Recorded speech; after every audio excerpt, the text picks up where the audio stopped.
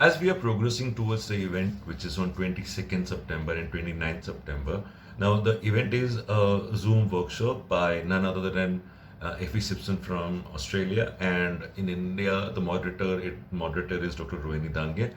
This is for those healthcare professionals who are interested to find out that how electric stimulation, a gold standard from last so many years, how electric stimulation can be used in conjunction with the latest innovations like rehab robotic gloves or many more, which would be discussed in this workshop.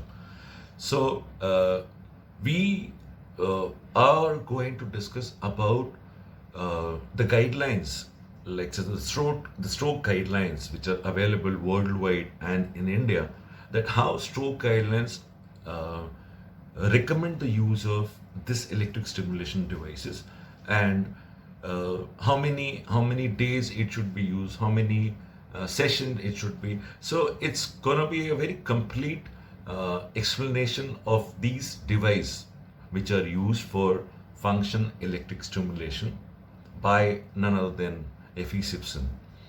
So this, and then this also would be taken forward as Effie Simpson would be giving us all a book which shows the placement of the electrodes in in the patients.